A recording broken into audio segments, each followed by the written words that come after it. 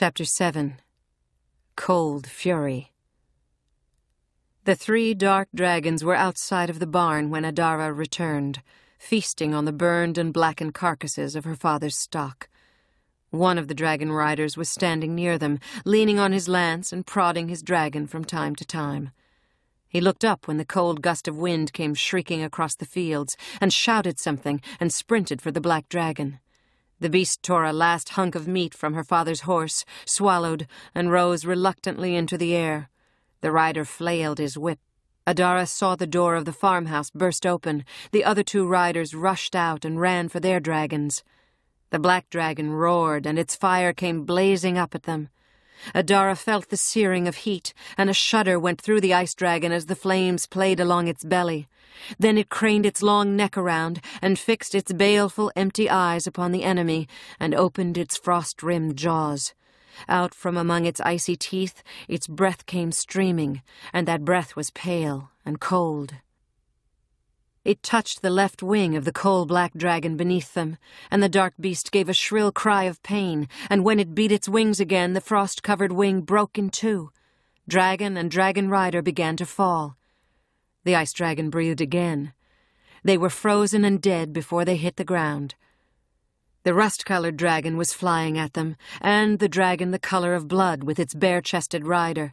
Adara's ears were filled with their angry roaring, and she could feel their hot breath around her and see the air shimmering with heat and smell the stink of sulfur. 2 long swords of fire crossed in mid-air, but neither touched the ice dragon, though it shriveled in the heat, and water flew from it like rain whenever it beat its wings. The blood-colored dragon flew too close, and the breath of the ice dragon blasted the rider.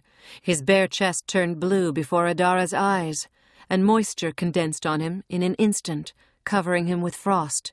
He screamed and died, and fell from his mount, though his harness had remained behind, frozen to the neck of his dragon. The ice dragon closed on it, wings screaming the secret song of winter, and a blast of flame met a blast of cold. The ice dragon shuddered once again and twisted away, dripping. The other dragon died. But the last dragon rider was behind them now, the enemy in full armor on the dragon whose scales were the brown of rust. Adara screamed, and even as she did, the fire enveloped the ice dragon's wing. The fire was gone in less than an instant, but the wing was gone with it, melted, destroyed. The ice dragon seemed very small now, very broken. Its long neck sank wearily to the ground, and its head rested amid the wheat. The enemy dragon rider came swooping in, roaring with triumph. The dragon's eyes burned. The man flourished his lance and shouted.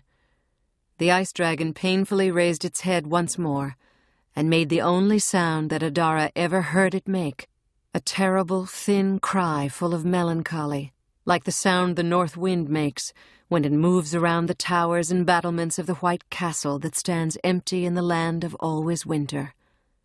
When the cry had faded, the ice dragon sent cold into the world one final time, a long, smoking, blue-white stream of cold that was full of snow and stillness and the end of all living things.